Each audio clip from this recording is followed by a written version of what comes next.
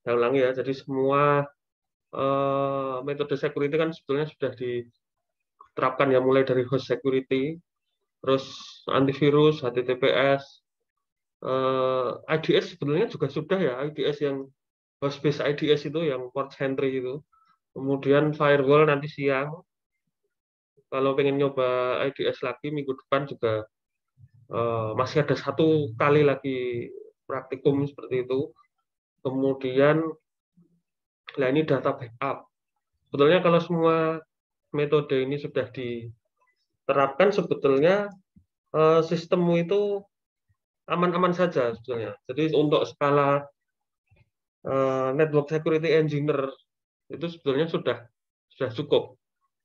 Lalu bagaimana jika masih ada kebocoran gitu, masih ada kompromis, masih ada peretasan yang terjadi. Nah, itu biasanya yang kena kan aplikasinya. Biasanya yang kena aplikasinya. Jadi kita itu kadang berbagi pengalaman ya. Saya dulu pernah di SDI UGM, di SDI itu puskomnya gitu. Kontrak di sana dua setengah tahun sambil S2. Di sana itu ada 3 divisi, divisi khusus manajemen, divisi yang mengatur kebijakan-kebijakan sistem, kemudian ada divisi eh, networking dan IT support gitu, termasuk security di dalamnya. Dan ada lagi divisi software development. Nah, eh, sering terjadi seperti ini. Jadi divisi network engineer itu menerapkan konfigurasi sesuai panduan. Jadi sebetulnya kita beli server ya, beli server HP Dell itu sudah ada panduannya. Nanti ini kompatibel dengan OS ini. Terus eh, yang ditutup adalah port sekian. Terus metode backupnya ini. Nah, ketika itu sudah diluncurkan, di deploy gitu, sistemnya siap pakai. Terus divisi softdev ingin apa ya, hosting tuh bahasa Indonesia-nya, merumahkan aplikasinya di eh, server kita yang sudah kita buat. Jadi gampangnya kita kan buat rumah gitu ya, buat rumahnya sudah mau diisi gitu, sudah mau diisi. Nah, eh, ketika gimana ya, ketika mau mengatur kompatibilitas itu banyak sistem yang tidak sesuai. Misalnya kita membuat web server dengan PHP 7, PHP 7 titik berapa itu pada saat itu. Tapi aplikasi yang dibuat tidak kompatibel dengan PHP 7. Kita terpaksa mendowngrade plugin-pluginnya yang akhirnya terjadi peretasan, terjadi kompromis seperti itu.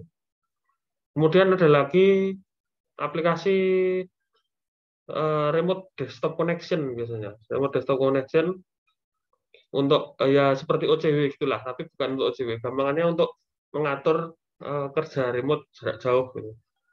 Dia membutuhkan dibukanya beberapa port sekaligus. Nah, itu kan tidak, dari sisi security kan tidak aman. Tapi karena permintaannya seperti itu ya kita kita buka. Akhirnya yang terjadi adalah terjadi peretasan seperti itu. Jadi seharusnya memang ini ya apa namanya soft dev itu menyesuaikan dengan eh, infrastruktur yang sudah dibangun dan sebaliknya. Sebetulnya baiknya seperti itu. Jadi memang pekerjaan yang gampang-gampang susah ini. Secara konsep kita sudah masuk, tapi di lapangan ada faktor-faktor lain.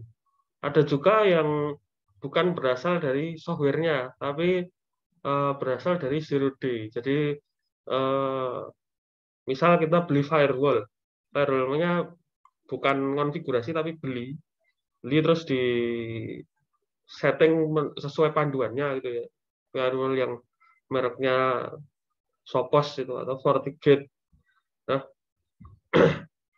tetapi kita lupa ngupdate terus terjadi zero day attack, eksploitasi yang keluar pada saat patch dari sebuah sistem itu belum dibuat seperti itu. Ya tembus juga. Jadi pekerjaan yang kejar-kejaran dengan bug, vulnerability. Kalau bug urusannya dengan sistem tadi ya, dengan software developer. Kalau vulnerability dia kan selalu lahir sebelum patch. Ya, seperti ayam dengan telur duluan mana. Di anu juga seperti itu. Di security juga seperti itu. Patch dan vulnerability duluan mana? Apakah duluan patch atau duluan vulnerability? Ya, itu sedikit pengantarnya. Sekarang kita masuk ke data backup. Seberapa penting data backup ini dalam sebuah organisasi? Di situ dijelaskan, bisa sambil kamu baca ya itu ya.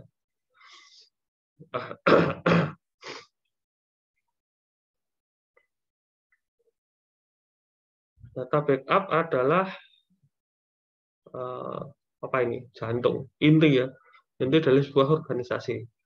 Kehilangan data dapat mengakibatkan financial impact kepada organisasi tersebut. Data ini kan kalau sekarang sudah jadi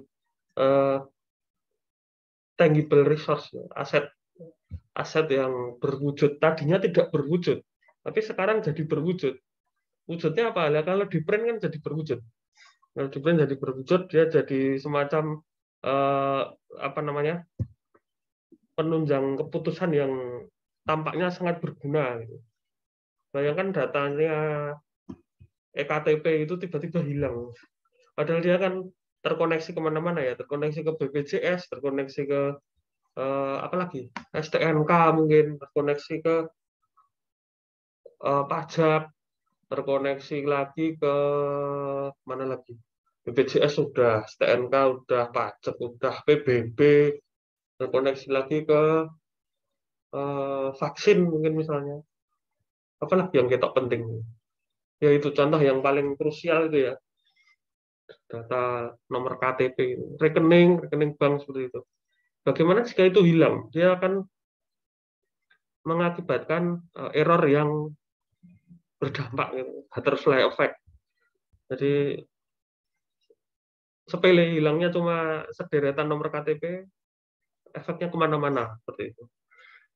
Oleh karena itu diperlukan yang namanya backup. Backup ini secara harfiah seperti itu. Proses membuat duplikat kopi dari data-data yang kritis yang digunakan sewaktu-waktu digunakan untuk merestore, merecovery ketika primary copy-nya hilang. Tidak hanya hilang atau korup juga bisa, atau untuk tujuan-tujuan tertentu, misalnya membuat duplikat apa ya, duplikat kantor cabang, gitu, misalnya seperti itu, butuh data yang mirror, jalannya secara bersamaan seperti itu, di cluster, gitu. Jadi dia dibutuhkan backup. Data backup memiliki peran krusial, memainkan peran krusial dalam menjaga bisnis continuity, menjaga keberlanjutan bisnis dengan membantu organisasi merecovery data tersebut dari musibah-musibah IT disaster. Apa aja sih IT disaster itu? Kegagalan software, kegagalan hardware ya, perangkatnya rusak gitu, rusak dari sisi perangkatnya, kebanjiran, kena gempa, kemarin cyber tower itu kebakaran, sampai salah satu dosen kita webnya ikutan down gitu ya, nggak bisa dibuka, beliau sampai update status itu, karena kalau nggak salah servernya rumah web kebakaran kalau nggak salah. Nah, itu bukan cuma bapak dosen kita aja yang kena, saya yakin beberapa SME juga kena, SME, small medium enterprise, UKM itu loh, UKM yang startup gitu, yang nyewa di situ mesti dia hilang itu datanya. Ya mudah-mudahan ada backupnya. Application failure itu aplikasinya rusak ya, rusak baik sengaja ataupun tidak sengaja. Aplikasi bisa rusak toh, bisa. Aplikasi yang eh, parsial, biasanya aplikasi-aplikasi sistem informasi itu bisa rusak. Kalau aplikasi installer ya jarang jarang rusak. Misal kamu nginstal Steam gitu ya, Steam di laptopmu. Ya Steam-nya nggak bisa rusak, tapi eh, parsial yang ada di dalamnya itu yang rusak. Library-nya yang hilang atau apa namanya di plugin di direktori instalasinya ada yang hilang. Kalau Steam-nya nggak bisa, nggak rusak. Nah, application failure ini bisa disebabkan oleh beberapa security breach, human error, atau sabotase, deliberate sabotage, dan lain-lain. Security breach contohnya yang merusak aplikasi itu apa ya? Device, web device, merubah tampilan web itu loh. Ngikuti berita enggak itu? Polres Mojokerto eh, websitenya di retas gitu, di device sehingga nggak bisa dibuka, tampilannya ganti. Nah, itu akibat salah satu contoh dari security breach. Nah, backup ini memiliki panduan dari beberapa regulatory compliance, jadi semacam badan standarisasi yang ada banyak ya badan standarisasi, ada ISO, ada apa namanya, sing sijine itu CompTIA, ada EC Council. Nah, badan regulasi tersebut ada CISA, Certified Information System Auditing gitu. Kemudian ada risk management, manajemen risiko. Nah, ini salah satu contoh badan standarisasi yang lain. Dia mengeluarkan framework-framework namanya ini COBIT, SSAE, SOCII, PCI DSS, dan lain-lain. Nah, ini sebetulnya merupakan framework untuk pengelolaan sistem informasi.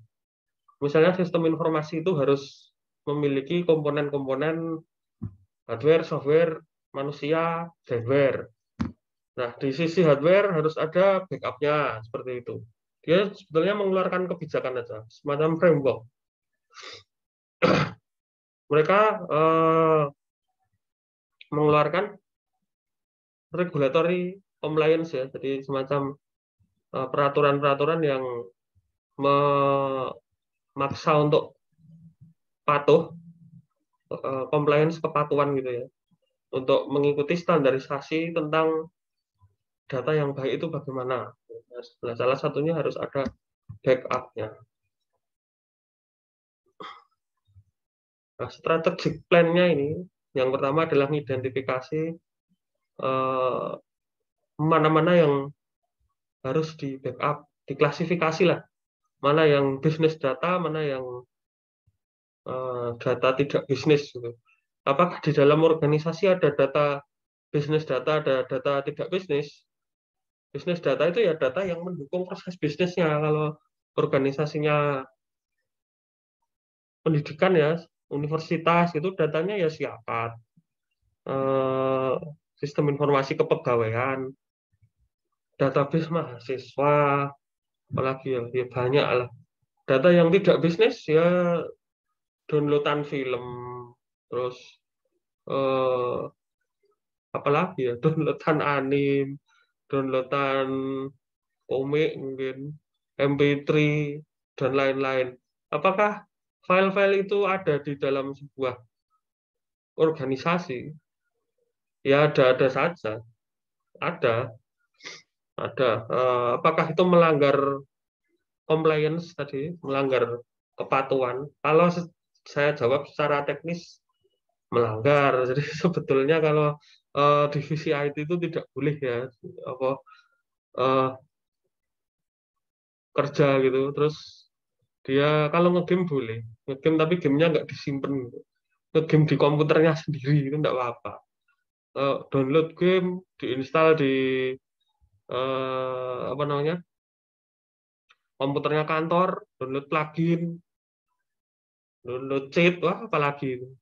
Gamenya game bajakan, wah itu malah mengundang ini apa namanya security hole. Gitu. Nah itu sebetulnya tidak boleh. Kalau dijalankan di komputernya sendiri bagaimana? Nah itu kan komputernya sendiri, jadi risiko ditanggung sendiri. Oke, cukup jelas ya bisnis data. Bisnis data dari sebuah apa ya hotel, gitu. Sistem informasi hotel. Ya data pelanggan, data travel agent, data kartu kredit mungkin. Ada loh, ada yang eh, hotel manajemen sistem yang besar itu, yang biasanya dia tidak tergantung dengan penyedia jasa seperti Traveloka, Booking.com. Dia nyimpen sendiri, nyimpen membuat database sendiri. Nggak tahu itu database-nya temporer atau permanen, itu nggak tahu. Kalau permanen kan cukup bahaya sebetulnya. Kalau misalnya Haris Hotel Manajemen ya, dia membawai hotel A, hotel B, hotel C, hotel D, E, F, G, punya 10 cabang gitu.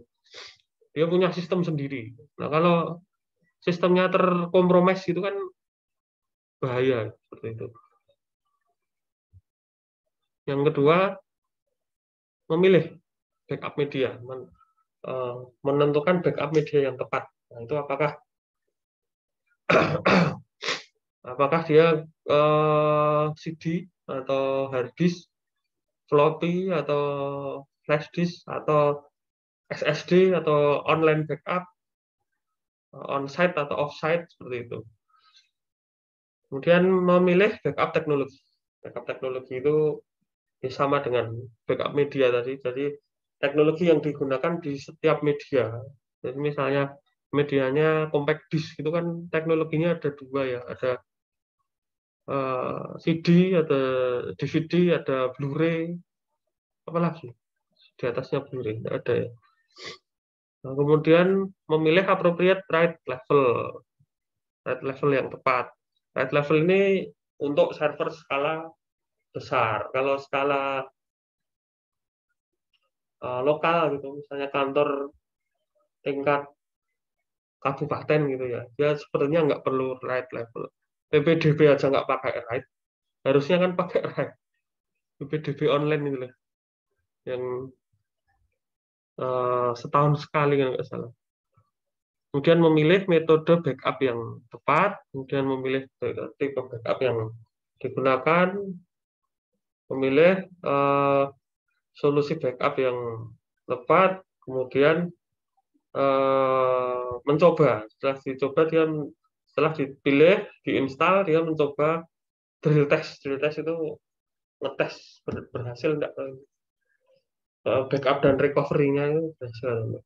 Jadi dihapus terus di recovery, berhasil atau enggak. Biasanya aplikasi-aplikasi recovery berbayar ya. Dia tidak yang gratis gitu. Yang gratis itu biasanya dibatasi, misal 1 tera atau 2 tera, misalnya seperti itu. Nggak mungkin lah semuanya digratiskan, nggak mungkin.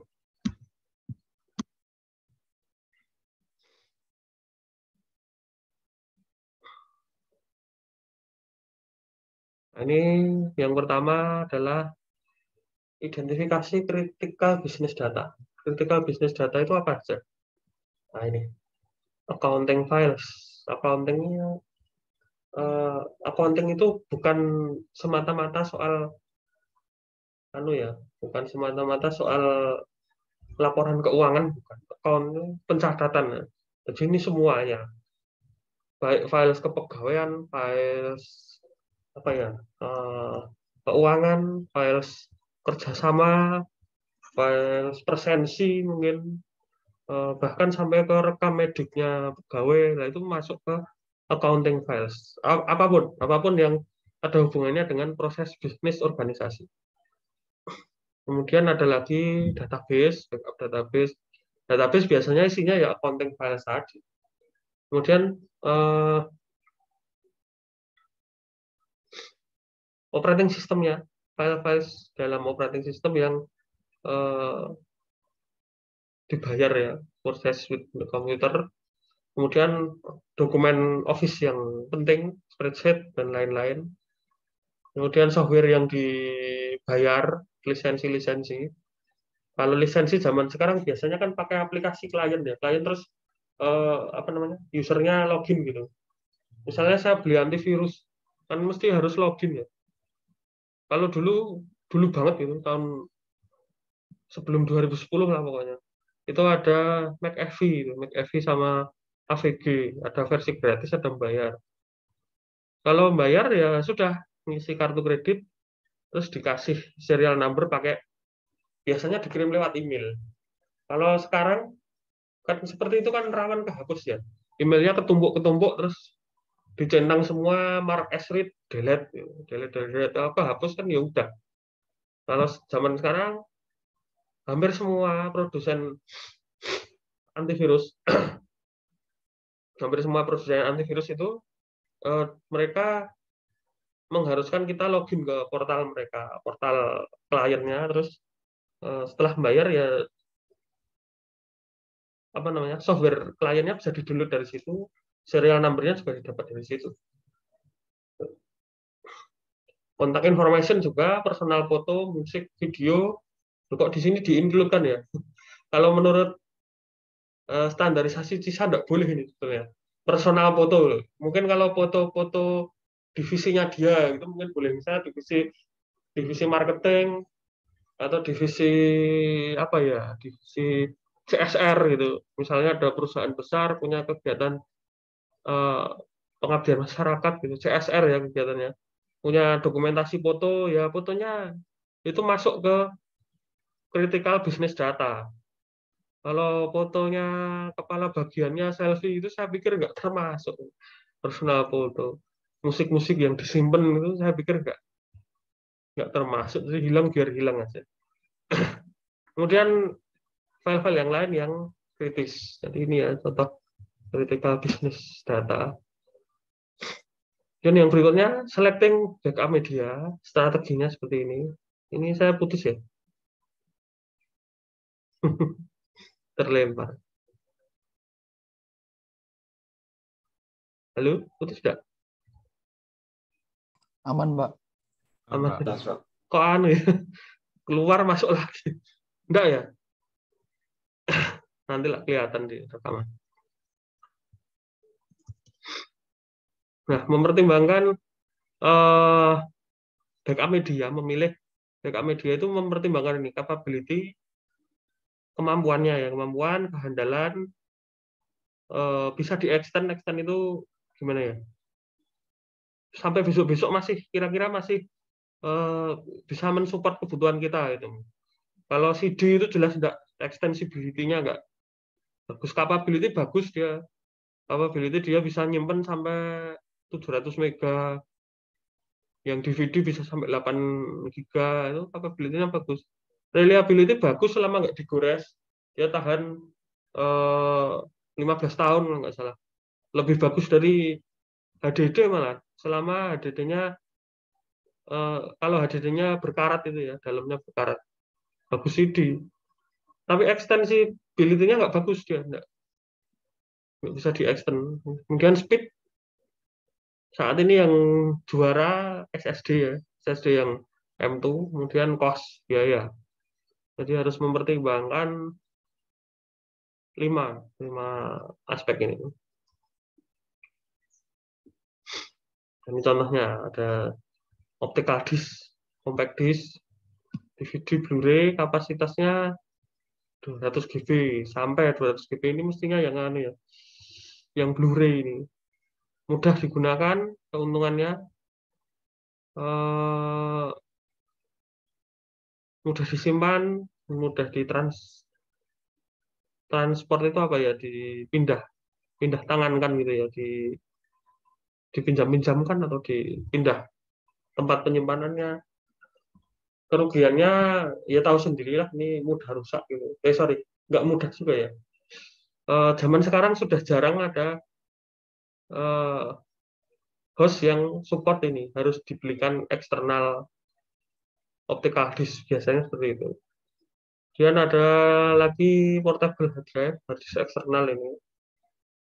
kapasitinya no limit, dia limit juga, tapi dia kan relatifnya tinggi ya, relatif eh, apa namanya, relatif apa susah habis gitu. Jadi misal misal punya 2 tera hard disk eksternal untuk backup dokumen-dokumen kantor yang formatnya PDF doc, nah, itu sampai 10.000 dokumen itu juga belum belum penuh.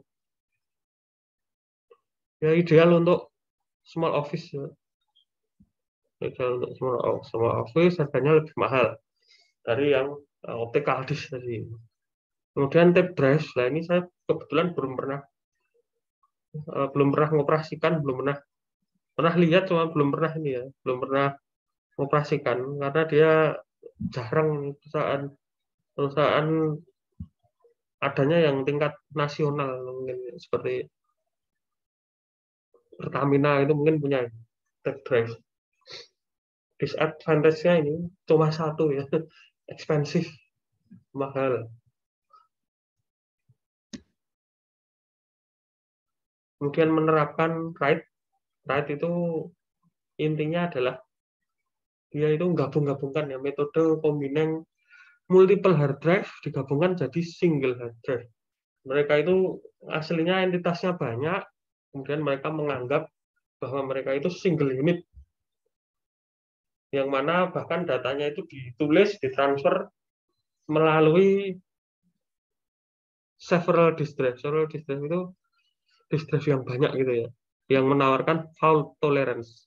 Kata kuncinya ini ya, combining multiple hard drive, menawar mengkombinasikan multiple hard drive ke dalam single hard drive yang menawarkan ini fault tolerance.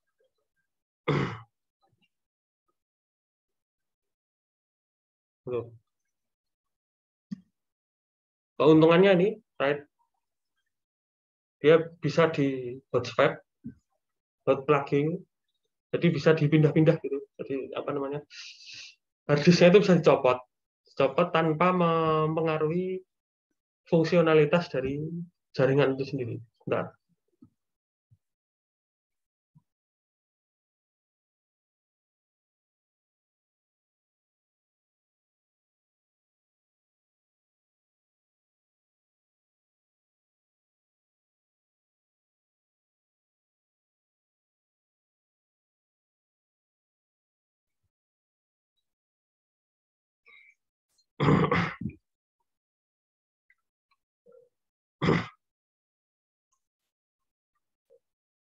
RAID biasanya mendukung disk stripping yang menghasilkan peningkatan kecepatan read write ke dalam apa namanya, ketika menulis file dalam hard disk tersebut, nulis maksudnya nulis create file sama nyimpen file, sebagaimana sistem eh, mengutilisasi kecepatan prosesor, dan dia bisa memiliki fitur disk stripping. Kemudian dia juga meningkatkan parity check yang mencegah sistem itu crash atau data-data yang ada di dalamnya hilang. Dia juga meningkatkan data redundancy yang biasanya kalau ada membantu memulihkan data kalau ada data yang hilang akibat kerusakan hard disk drive failure. Kemudian RAID ini juga menawarkan sistem uptime. Sistem uptime itu sistem tersebut seolah-olah nyala terus gitu. Jadi uptime itu kan bahasa untuk mesin yang running ya. Runningnya uptime-nya berapa jam? Uptime-nya 24 garis miring 7. Berarti selama 7 hari dia 24 jam ya online terus. Kerugiannya itu, kerugiannya RAID tidak kompatibel dengan beberapa hardware komponen dan software system seperti sistem imaging programs. Jadi dia, bentar ada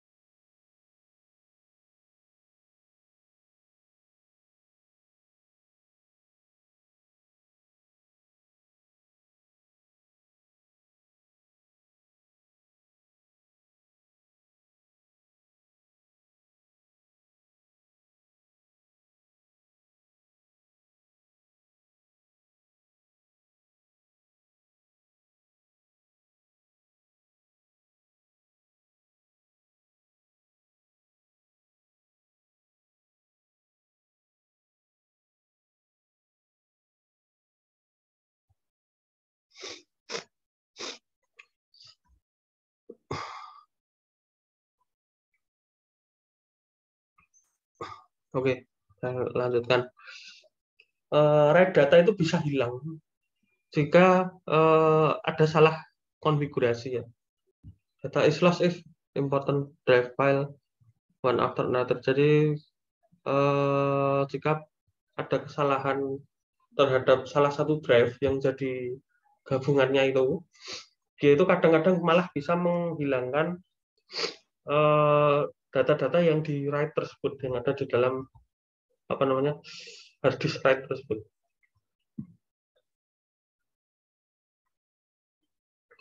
Di write tidak dapat sepenuhnya. Ini sebetulnya bisa ya, bisa protect data kalau tergantung write level yang dipakai. Jadi dia, tapi secara umum kalau write levelnya write level 0 gitu, dia tidak dapat memproteksi data secara sepenuhnya dan tidak dapat juga menawarkan performance boost. Performance boost itu aplikasinya dibikin optimal gitu, ngebut gitu. Nah, dia ini seringkali di provide oleh komersial konsultan. Jadi memang ada perusahaan-perusahaan yang khusus mengurusi storage network seperti ini dengan metode-metode RAID seperti CCTV, terus apa namanya office automation seperti itu kan biasanya jadi satu bidang bisnis sendiri ya. Jadi tidak semua network engineer itu paham bagaimana cara mengelola RAID yang baik karena dia teknologi ini karena saking berharganya proprietari gitu. Jadi dimiliki oleh masing-masing vendor. Itu kadang cara konfigurasinya juga sangat berbeda-beda. Tidak semua orang bahkan teknisi IT itu bisa. Jadi misal harddisknya HP gitu. Dia belum tentu cocok di-write dengan harddisknya servernya HP maksud saya. Belum tentu cocok di-write dengan servernya Dell. Servernya Lenovo Think Center itu juga belum tentu cocok. Jadi dia memang harus kadang-kadang membutuhkan jasa komersial konsultan. Jadi semacam salesnya gitu ya, sales representatif. Sales tapi bukan sales jualan, bukan sales technical supportnya lah. RAID configuration ini termasuk difficult, termasuk sulit. Sebetulnya nggak sulit, cuma karena yang tahu ya hanya apa namanya vendor tadi ya seolah-olah sulit. Sebetulnya nggak sulit. RAID level 0 yang pertama. Ada banyak tapi yang saya bahas nanti 0, 5 sama ini 1 dan 5 yang sering digunakan. RAID level 0 itu menggabungkan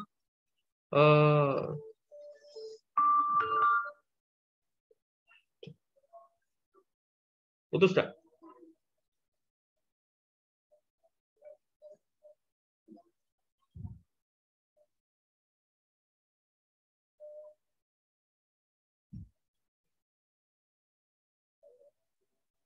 Sudah connect?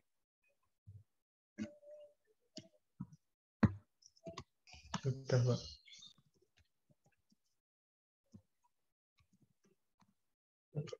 Ini saya tethering, kalau ditelepon putus.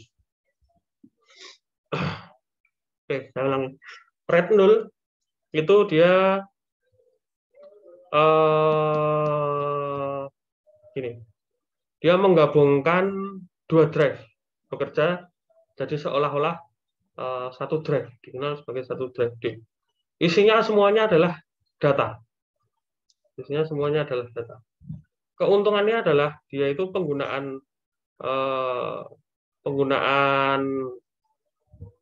resource-nya, penggunaan alokasi filenya, dia itu optimal, tidak ada data redundansi. Jadi nggak ada data yang kembar. Ya memang tidak di mirror, karena dia tidak di mirror.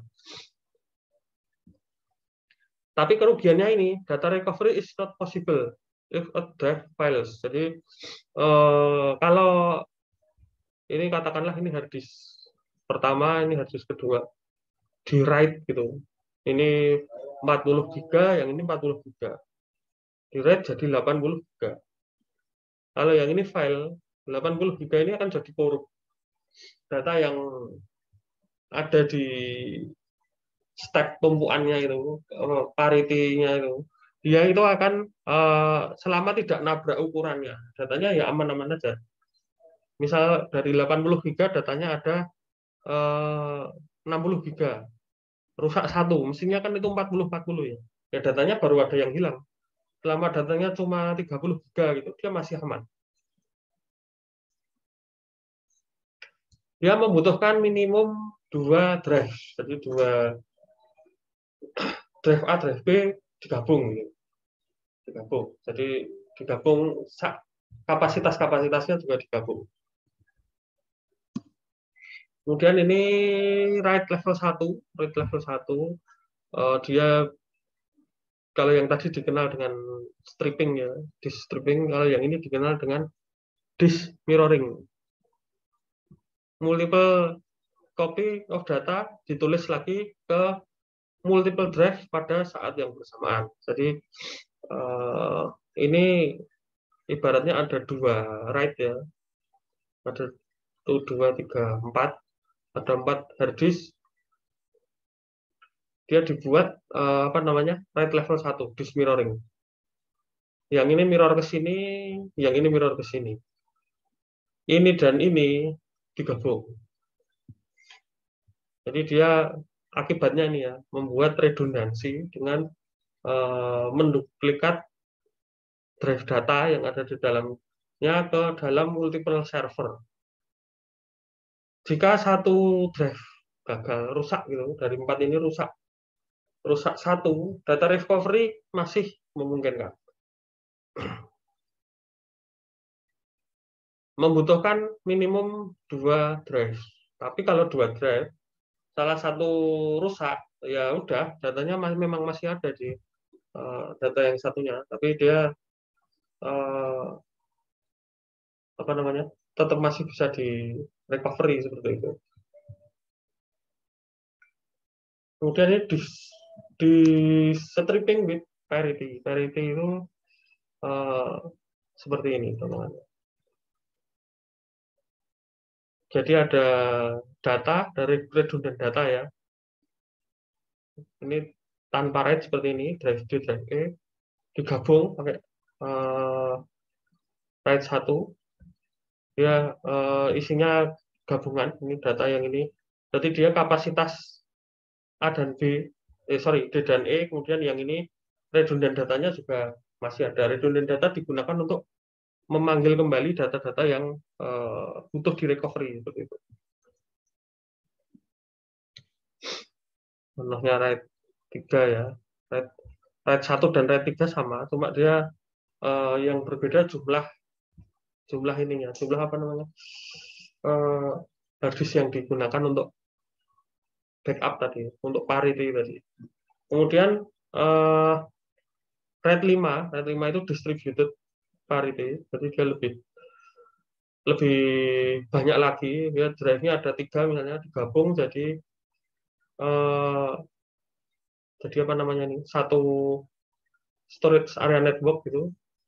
Nah, masing-masing punya cluster sendiri, masing-masing cluster punya satu data, satu redundant, dan seterusnya. Dia membutuhkan paling tidak ada 3 N plus 2, jumlah N lebih besar dari 1. Lebih besar atau sama dengan 1. Berarti paling tidak dia butuh 3 plus 2. 3 plus 2 itu berapa? Ya 5. Nah, makanya namanya RAID 5 ini ya. Butuh paling tidak 5 server, yang 3 di stripping, data stripping, yang 2 dijadikan redundant atau parity untuk nyatet metadata dari harddisk yang akan di backup tadi. Nah, ini level-levelnya ya, single disk, fault tolerance no, large data transfer, good, dan seterusnya. Yang paling banyak digunakan yang RAID 5. Pokoknya yang very expensive. Very expensive ini dia hanya digunakan sekelas Google, Amazon, Cisco, Facebook, seperti itu. Biasanya kalau small medium, dia cukup menggunakan ini, RAID 3 atau RAID 1, RAID 3, RAID 5. Nah, RAID ini diterapkan kemana? RAID ini biasanya diterapkan ke storage area network. Storage area network itu sendiri adalah ini, spesialis dedicated and discrete high speed network yang mengkoneksikan storage device dengan high speed internet. Nah, jadi gambarnya ini storage layer ini. Storage layer ini kalau dalam topologi jaringan dia isinya khusus, entah itu ini disk array, tape, server, dan lain-lain. Dia dijadikan dalam satu topologi, disebut sebagai topologi khusus untuk storage. Storage-nya diakses dari mana? Diakses over the network. Oleh karena itu dia dinamai storage area network. Storage area network menyediakan itu large scale, diterapkan di large scale enterprise karena membutuhkan reliable data transfer. Storage area network ini, dia ini biasa diterapkan di multinasional ya, seperti Facebook, apalagi Google, terus perusahaan-perusahaan telco, biasanya Huawei, Shopee mungkin juga seperti itu. Shopee peningkatannya agak ini ya, paling jarang down gitu dari beberapa e-commerce. Dia masuknya nggak e-commerce lokal loh, masuknya e-commerce Asia Tenggara. Kemudian apalagi tuh? Situs-situs ini produsen IT, Samsung, Asus, mereka juga biasa menggunakan storage area network. Storage, sorry, sebuah SAN yang ketiga ini, sebuah SAN, dia mendukung pengarsipan data, backup, restore, transfer, retrieval itu pendownloadan kembali ya, migrasi dan mirroring dari satu storage device ke device yang lain.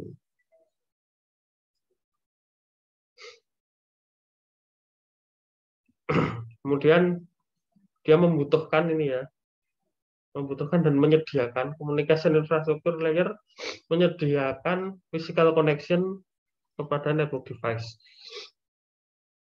Jadi gampangannya ini adalah penerapan dari RAID tadi, khusus dijadikan area itu khusus untuk storage layer. Kemudian dia isinya dapat diakses dari mana saja selama dia memang dikonfigurasi ke situ. Jadi ini kan ada application server, ada database, ada server. Ini mungkin data utamanya ada di sini, ada di storage layer ini. Nah, salah satu contohnya itu CDN, Content Delivery Network. Itu biasanya menggunakan storage area network. Keuntungannya ini ya, storage consolidation. Jadi mengkonsolidasi penyimpanan server storage pada satu lokasi. Jadinya consolidation. Kemudian kemudahan data sharing. Kemudian meningkatkan backup dan recovery. Handal dan aman katanya. Kalau klasternya dibakar gitu ya lain ceritanya, bakar di bom. Misalnya Google punya server di Papua, gitu. Di sana diserang, ada perang itu ya hilang itu region Pasifik itu hilang. Nggak ada ya Google region Pasifik itu kan nggak ada. Adanya region Asia Pasifik. Servernya kalau nggak di Singapura, di Taiwan, kalau nggak malah di Indonesia. Kira-kira seperti itu. Reliable and secure, performance tinggi, latensi rendah, line free and server free data movement. Line free itu maksudnya orang repotilannya ya dia ya. Karena dia dikumpulkan di satu lokasi ya. Kan misalnya ini jaringan LAN, nggak usah nyimpen data yang besar sekali di sini, tapi dijadikan satu di sebuah area. Kemudian dia mensupport disaster clustering, data integrity, dan disaster tolerance. Nah, sekarang kebalikannya. Nah, tadi ada SAN, sekarang NAS. NAS adalah data storage berbasis file, layanan data storage berbasis file, dan dedicated computer appliance, virtual appliance virtual appliance dari dedicated computer yang di-share dalam sebuah jaringan komputer. NAS ini kinerjanya tinggi, dioptimasi untuk menyimpan, mendownload kembali, dan memprovide file-file dalam sebuah jaringan komputer. Biasanya dia berisi ini mengandung proprietary atau open source operating system yang dioptimasi khusus untuk file sharing. Jadi perbedaannya adalah, nah saya kembali ke sini dulu. Ini jaringan LAN. Ini jaringan apa namanya?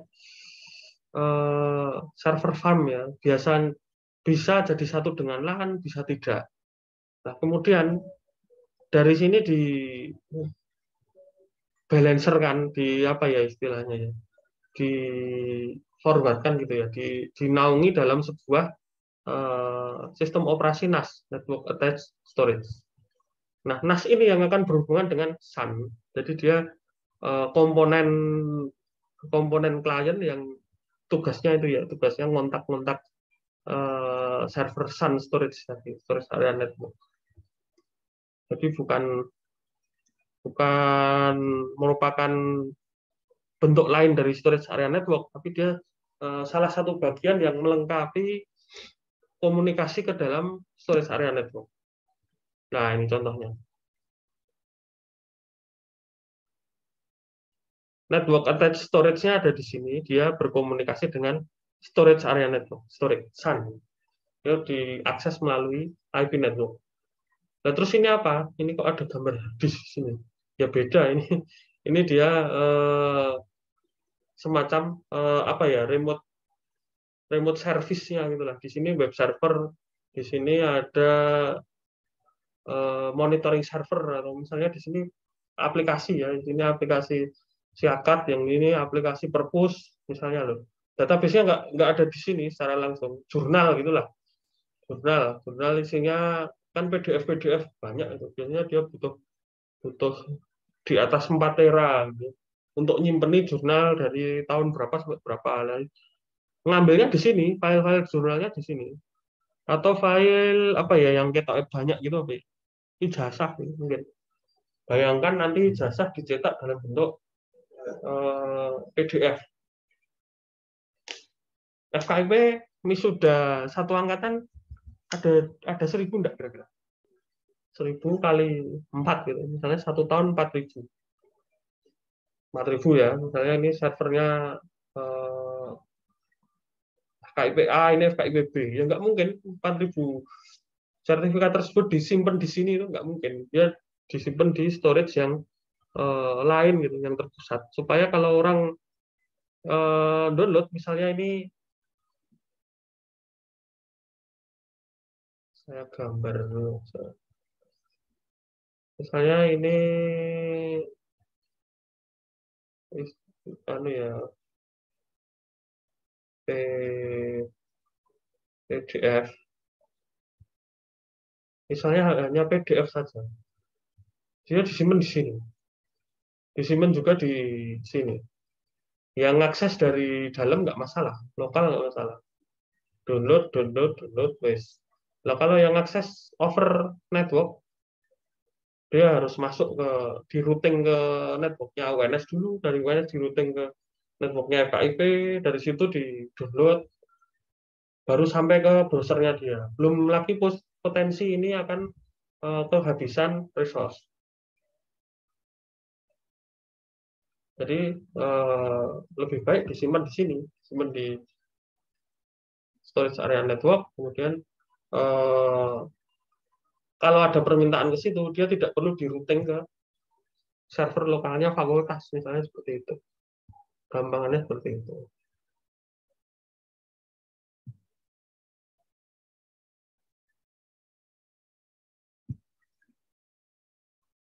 Jam berapa ini? Ada kuliah nggak? Oh, habis ini praktikum saya. Nah, ini contoh NAS sistem terintegrasi dengan SAN. Jadi ini NAS sistemnya ya. Yang digeret-geretin dulu ini namanya hotspot. Misalnya ini satu hard disk dicopot gitu, selama dia tidak berisi sistem operasi ya dia tidak berpengaruh apa-apa terhadap sistem server yang kamu kelola. Itu. Ini contoh gateway NAS sistem. Jadi ini bisa diimplementasikan sebagai gateway juga, jadi satu dengan router, tapi tidak disarankan ya. Router ya biar router aja. Gitu. Ya, NAS ya dibuatkan topologi sendiri. Nah, dia akan terkoneksi dengan SAN switch. Ini misalnya SAN switch di gedung A, SAN switch di gedung B. Nah, SAN switch-nya ini meraih dari service yang masing-masing terkoneksi ke situ. Di remote melalui NAS. Jadi udah nggak kebalik-balik ya, jangan sampai balik-balik. Nah, ini contohnya softwarenya ada FreeNAS. Ini dia kalau nggak salah keluarannya BSD. Nah, ini di sini kan ada storage ini. Dia mampu ini eh, mengelola storage area network tadi. Oke, berikutnya memilih lokasi backup. Backup itu ada 3 jenis ya. Yang paling populer ini sekarang ini cloud data backup, meskipun eh, tidak terlalu efisien tapi cukup membantu. Kemudian ada on-site data backup. Kemudian bentuk lainnya lagi ada off-site data backup. Jadi kalau perbedaan dari on-site dengan off-site itu, kalau off-site itu data backup-nya diinstal, diterapkan di remote location yang ini apa namanya fireproof sama tidak mudah dihancurkan. Kalau on-site biasanya dia di backup di tempat yang sama. Bisa di tempat yang sama, bisa di tempat yang sama tapi sedikit agak jauh gitu. Tapi masih dalam satu kendali network administrator yang sama. Kalau ini yang ini cloud ya. Cloud ini contohnya banyak ya. Google Drive, ada Dropbox, ada uh, apa jenisnya? Mega, ada apa lagi? Open Cloud gitu. Kalau mau buat sendiri. Nah, ini tipe-tipenya, tipe-tipe metode-metode backup.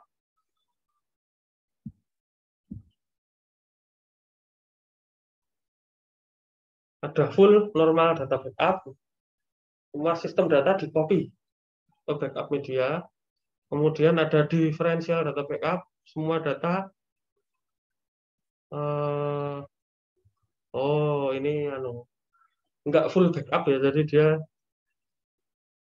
berdasarkan last full backup, copy untuk backup media. Jadi hanya menyimpan data-data yang ada perubahan saja. Kemudian contoh berikutnya adalah incremental data backup. Incremental itu di override gitu, di override tidak membuat backup dalam jumlah banyak, tapi dia di override namanya.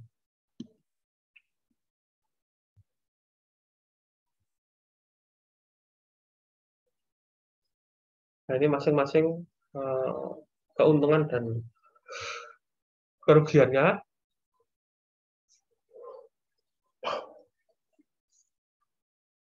Kalau full backup, restoration-nya cepat. Kalau differential backup itu eh, restoration masih cepat, tapi tidak secepat full backup. Nah, yang paling lambat yang ini.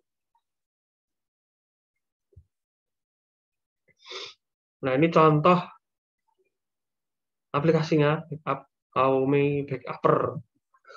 Tugasnya ini nanti kamu pura-pura membackup file, terus di recovery gitu, ditulis langkah-langkahnya pakai Windows.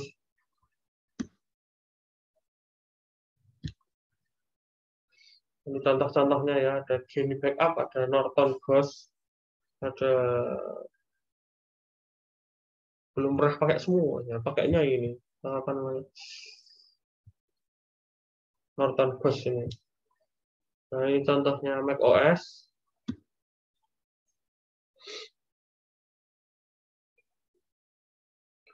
Kemudian ada recovery drill test. Recovery drill itu kalau sudah di backup, dicoba ya, dia file aslinya dihapus, di recovery kembali bisa atau tidak.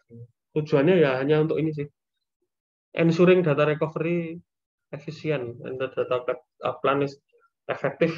Jadi untuk mengetahui ini backupnya sudah efektif dan efisien atau belum.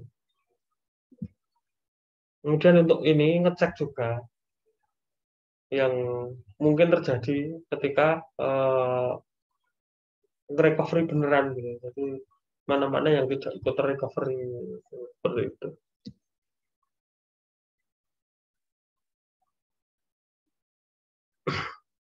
Dan pengertiannya, data recovery adalah proses recovery data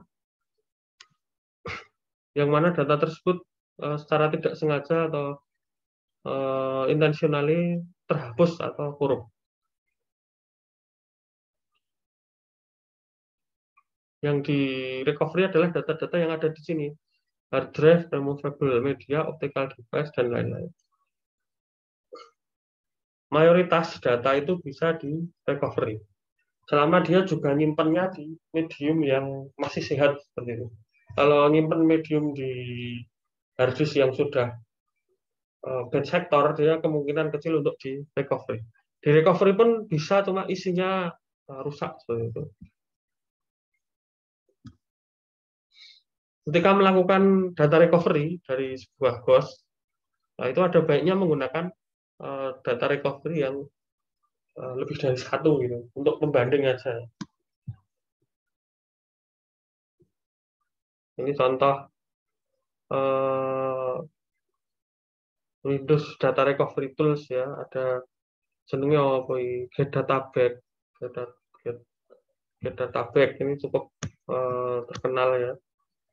Nah ini kalau saya pakainya yang ini, yang EASEUS Data Recovery Wizard ini kalau nggak salah bayar ya ini, Data Back.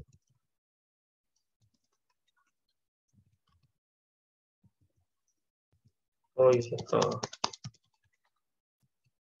Get Data Back Pro, benar, ini saya ada ini. Harganya cukup mahal, cukup walaupun filenya namanya ngaco gitu ya, tapi dia cukup bisa mengembalikan file-file yang cukup penting gitu. Dan ada EASEUS, ada PC Inspector ini contohnya, dan ini daftarnya.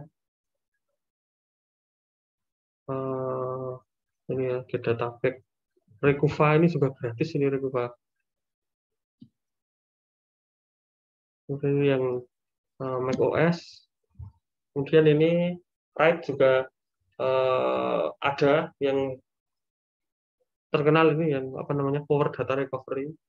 Biasanya dia ini Seagate Data Write. Ya, saya lupa. Biasanya dia Write ini dia jadi satu fasilitas dengan server atau hard disk yang disediakan. Misalnya yang Hitachi dia juga punya data recovery sendiri. Yang Samsung dia juga punya data recovery sendiri. Yang apa namanya, Dell atau HP yang produsen server itu dia juga punya tool sendiri. Jadi nggak ada patokan harus pakai yang mana. Intinya semua bisa digunakan untuk recovery. Ini Sun Data Recovery, ada NAS Data Recovery. Oke, sudah selesai ini. Sebentar saya tunjukkan.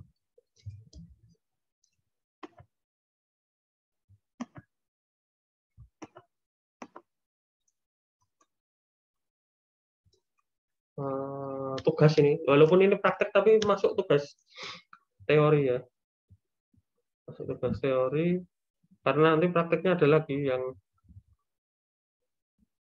apa namanya, firewallnya cukup banyak ini. Nah ini nanti saya upload.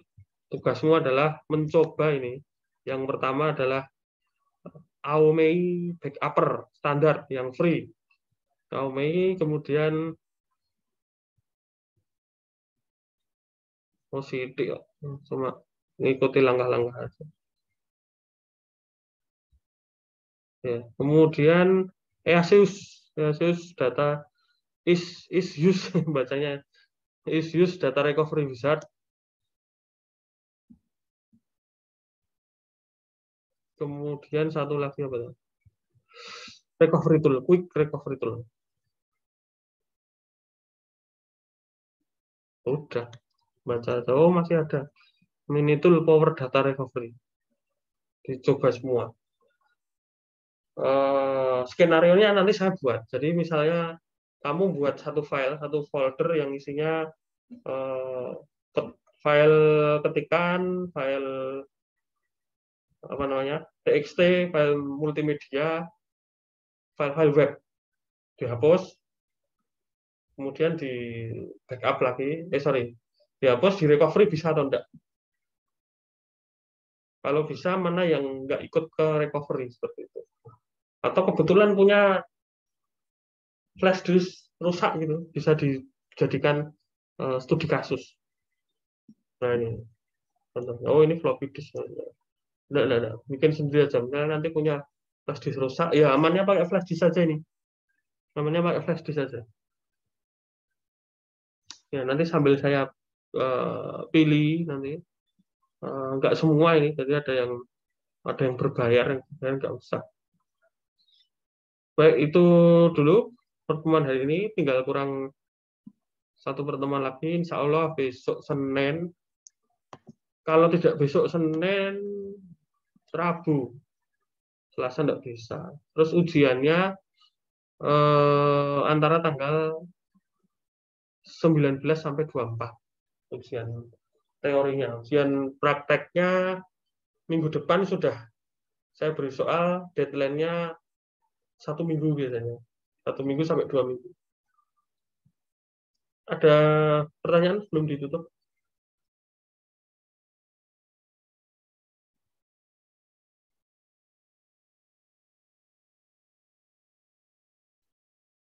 Ini tadi ngerekam enggak ya? Oh iya, ngerekam.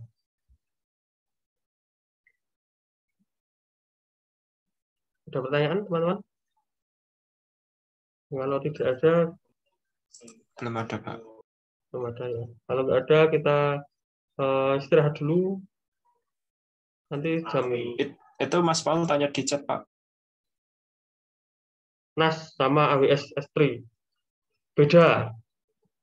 AWS S3 itu sama seperti, dia itu malah lebih ke Sun sebetulnya. Sun. Jadi gini Mas, AWS S3 itu ya Sun juga, tapi dia kamu nggak usah bikin. Sudah dicepakke di sana gitu. Kalau bikin sendiri AWS S3 bisa enggak? Ya bisa aja. Bisa, tapi dia kamu harus gimana ya? Nyepakke itu. Nyiapkan infrastruktur yang sebanyak AWS S3 itu. Dia itu ada domain controller, ada apa namanya, hard disk yang sudah di write, terus di cluster lewat domain controller, terus dijual gitu, di parsial gitu. Misalnya Mas Paulus dikasih apa namanya, partisi sendiri, si Mas Ahmad kasih partisi sendiri. Jadi AWS S3 itu sebenarnya ekosistem yang sangat besar ya, sangat besar membentuk sebuah SAN, kemudian dia di remote melalui network attached storage tadi, network attached storage. Sama aja sebenarnya, sama cuma kalau AWS S3 nggak usah bikin, kalau NAS kamu bikin sendiri. NAS dan SAN tadi, NAS untuk apa tadi, nge-remote SAN tadi untuk komunikasi dengan SAN. Ada lagi?